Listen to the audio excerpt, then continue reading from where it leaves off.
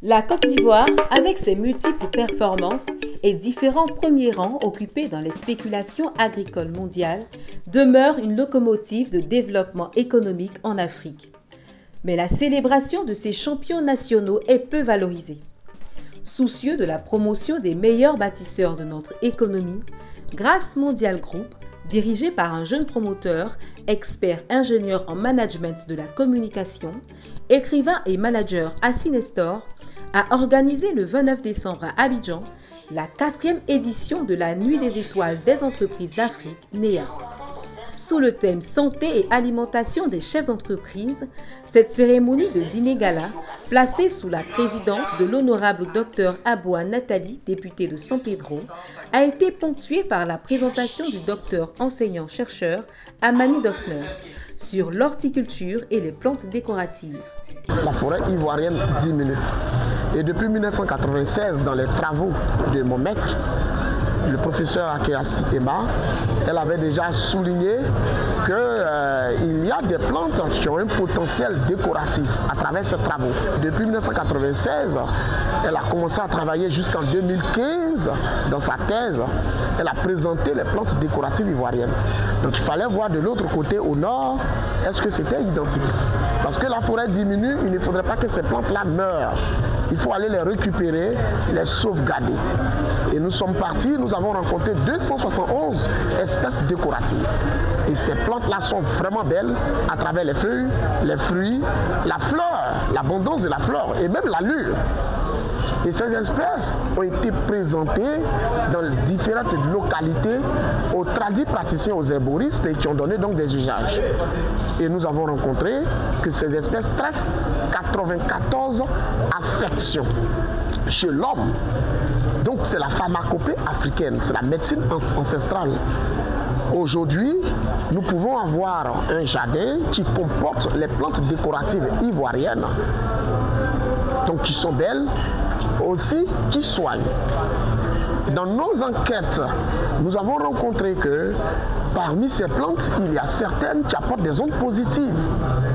Difficile pour nous de façon scientifique d'expliquer certainement cela, mais nous comprenons que là où il y a la vie, il y a le corps, l'âme et l'esprit. Et il y a des plantes qui vraiment interviennent dans ces catégories-là. Par la suite, les distinctions proprement dites ont été faites par le promoteur pour magnifier et récompenser les meilleurs chefs d'entreprise de différents domaines. Au compte des récipiendaires, un grand nombre d'entreprises et d'institutions exerçant dans le secteur agricole ont reçu des prix pour leur travail bien fait. Le PUACI a été initié pour venir en aide aux petits producteurs, petits exploitants des filières riz et maïs impactés par les effets négatifs de la Covid-19, mais aussi par le changement climatique. Comme vous le savez, les changements climatiques sont véritablement en œuvre dans notre pays et ce que nous faisons, nous appuyons les acteurs de ces filières, là, maïs et riz, en leur apportant des intrants, des engrais, des semences améliorées dans le but d'améliorer leur rendement et surtout leur productivité pour aider à lutter contre l'insécurité alimentaire mais aussi à améliorer les revenus de ces producteurs. En septembre 2003, nous avons commencé comme petite coopérative de base et on a fait notre parcours de chemin et jusqu'en 2014-2015, l'année où on a eu notre agrément, notre premier agrément d'exportation. On a commencé par l'exportation de fèves de cacao et depuis 3 ans aujourd'hui, nous exportons les fonds de tasse d'EVA et l'anacade. Et maintenant, nous voulons transformer tout ce que nous cultivons. Nous avons eu au Sahara avec le Pays-Bas, on a eu le marché avec eux. En janvier 2025, nous avons commencé à faire la première transformation. Au terme de cette rencontre, le jeune chef d'entreprise, initiateur de cette sympathique cérémonie, nous fait le bilan du projet et en rappelle les enjeux. Cette cérémonie de récompense parce qu'aujourd'hui, il faut qu'il y ait des gens qui servent de modèle en termes entrepreneuriaux, en termes économiques.